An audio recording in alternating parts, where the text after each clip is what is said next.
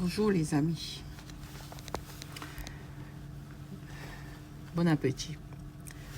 Très bon mardi. Bien sûr, si notre vie est parfaite, nous n'avons pas envie qu'elle change. Donc ce sont les choses que nous n'aimons pas en général que nous voulons voir changer dans notre vie. Donc cela veut dire quoi? Ça veut dire que c'est lorsque nous sommes vraiment happés, nous avons vraiment des choses qui nous dérangent, qui sont problématiques, qui nous font réfléchir. Donc, des situations de challenge, ça veut dire que cela nous a affectés. Et donc, à ce moment-là, nous décidons que non, nous ne pouvons plus supporter ça, ça va changer. Bon, c'est là pour vous dire que restez dans la gratitude, même pour les événements non heureux. Il ne faut pas penser que vous devez juste dire merci parce que tout s'est bien passé, parce que vous avez eu de l'argent, parce que vous avez eu une demande en fiançailles, parce que vous devez même remercier pour ce que vous trouvez négatif dans votre vie. Vous devez remercier même vos ennemis. D'accord?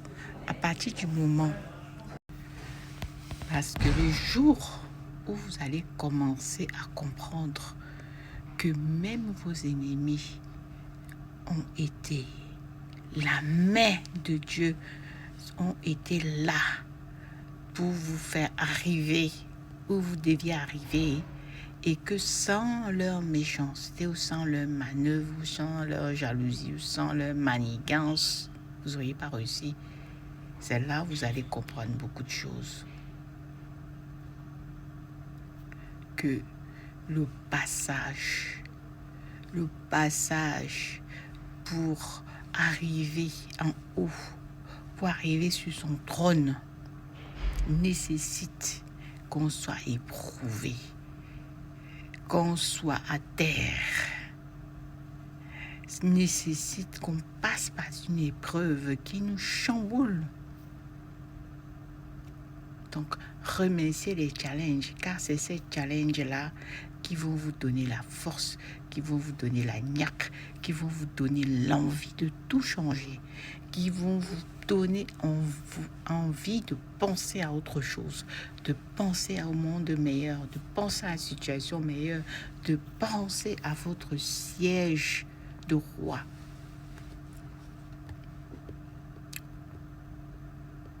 Parce qu'effectivement, ce qu'il faut savoir, c'est que nous avons tous droit au bonheur. Nous avons tous droit à une part au soleil.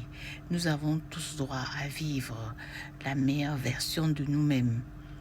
Car nous sommes là sur terre pour nous accomplir. Aujourd'hui, celui qui ne sait pas encore ça, qui n'a pas encore compris ça, c'est tout simplement parce qu'il n'y a pas assez de développement. Dès le moment où il commencera à se développer, il comprendra certaines choses, il comprendra qu'effectivement l'évolution est perpétuelle et que nous sommes en perpétuelle évolution et que nous apprenons tous les jours. Nous ne pouvons pas être au même niveau, mais il faut savoir que même un petit bébé qui a 6 mois peut nous apprendre des choses alors que nous avons 70 ans. Donc, ne simplifiez pas les gens, ne simplifiez pas ce que les autres peuvent vous apporter. Moi, j'ai eu une expérience magnifique hier avec... j'aide les gens à générer des revenus en ligne grâce aux affiliés, avec 2 affiliés avec lesquels je travaille. J'ai eu une expérience magnifique. J'ai effectivement une de mes clientes à l'affiliation qui tout le temps me pose des questions, qui pense qu'elle a beaucoup de choses à apprendre, qui pense qu'elle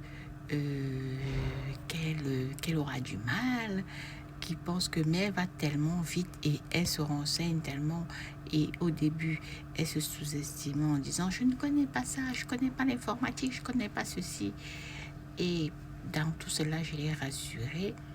Mais ce qui était surprenant hier, c'est que de plus en plus, c'est quelqu'un qui m'apporte Donc, j'étais en train de dire, ma cliente, et il y a des choses qu'elle m'a appris. Elle m'a appris hier, elle m'a parlé d'un logiciel que je ne connaissais pas. Elle m'a parlé de 2, 3 choses sur la formation que j'avais survolée. J'ai dit, mais je l'ai félicité, je lui ai dit, mais toi, tu vois, tous les jours, tu es en train de te déprécier, tu crois que tu ne connais pas. Voilà 2 choses que tu viens de m'apprendre. Tu viens de me donner l'information qu'il y a un logiciel qui permet de filmer, une application qui permet de filmer, d'enregistrer des choses sur Telegram, sur enfin, des choses que je ne connaissais pas, qu'elle a découvert en se posant des questions aux gens. J'étais en admiration. Je me suis dit, voilà, quelqu'un qui dit, elle connaît pas, elle connaît pas, elle connaît pas. Mais au fur et à mesure qu'elle apprend, elle se renseigne, elle connaît des choses. Elle qui vient d'arriver, il y a 2 informations qu'elle m'a données que je ne savais pas et que moi je suis censée former. Mais c'est pour vous dire que les gens, tout le monde est important.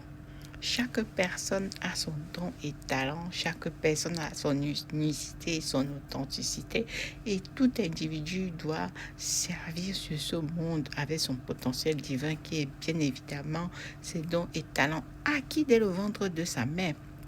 Donc, à partir du moment où vous avez défini votre zone de génie, effectivement, vous savez que vous ne pouvez plus être dans le vous ne pouvez plus être effectivement dans le manque d'assurance sur votre potentiel énergétique, sur votre potentiel talent, parce que vous avez défini votre zone de génie. D'accord? Votre zone de génie, se trouve investissement entre ce que vous avez appris, entre vos dons et talents, entre vos convictions, ce que vous aimez faire. C'est quelque chose, c'est un exercice. Hein. Il faut faire l'exercice de l'ikigai pour trouver sa zone de génie. Mais dans tous les cas, c'est quelque chose au milieu de l'acquisition, un apprentissage, ce qu'on sait faire et effectivement ce qu'on aime faire, ce qu'on fait très bien, ce qu'on fait de manière bénévole, etc., etc. Donc c'est au milieu. Pour vous dire que il ne faut simplifier personne. Et le grand secret, moi, c'est la gratitude. Et la vie, c'est une expérience. Nous sommes ici en train de faire une expérience. Tous les jours, ce que nous vivons, c'est nos expériences. Vous pouvez même être un grand maître et un de vos élèves vous apprend, vous apporte quelque chose. D'accord? Vous pouvez être un grand professeur et c'est un de vos apprentis qui solutionne une formule ou quelque chose. Alors que vous êtes déjà un sachant, vous êtes dans votre couverture, dans votre manteau de sachant, mais c'est une personne qui est censée recevoir, qui va vous donner. Donc, la vie, c'est une expérience, la vie. Nous n'avons que des leçons dans la vie. Donc, nous devons vraiment être humbles, car l'humilité précède la gloire.